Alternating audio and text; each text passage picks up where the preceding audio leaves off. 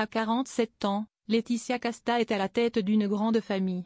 Elle est devenue mère pour la première fois en 2001 avec la naissance de sa fille, issue de sa relation avec le photographe Stéphane Sedenaoui.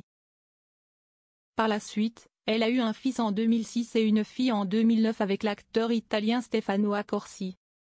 Enfin, 4 ans après son mariage avec Louis Garrel, elle a accueilli son 4e enfant, un 2e garçon, en 2021. Vendredi 27 septembre 2024, dans les colonnes de Madame Figaro, le mannequin qui a défilé pour Jean-Paul Gaultier a estimé qu'un enfant ne rendait pas femme. Je lis ça parfois dans des magazines et ça m'agace profondément. L'épanouissement de la maternité, comme si une femme n'existait qu'en devenant mère, alors que si est juste une option. Pour être femme, il faut un espace à soi, de solitude avec soi-même. L'enfant ne vient pas vous apporter ça, et vous ne pouvez pas non plus lui imposer ce rôle, a-t-elle analysé.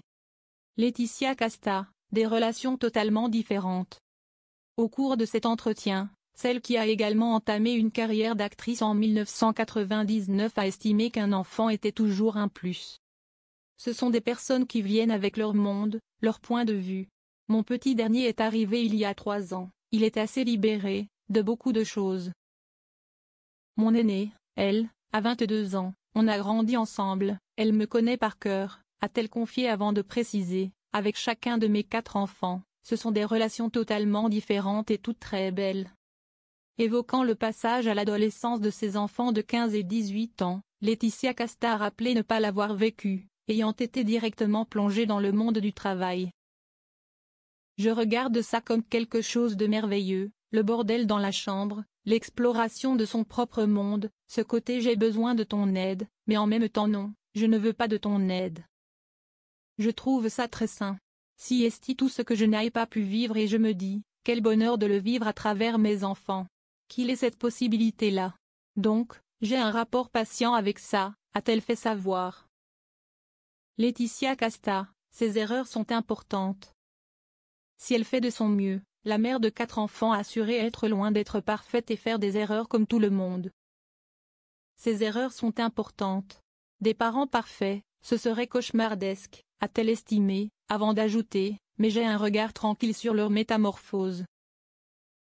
Ce côté chrysalide qui devient vert de terre immonde puis, ensuite, magnifique papillon. Si est puissant et très beau à voir.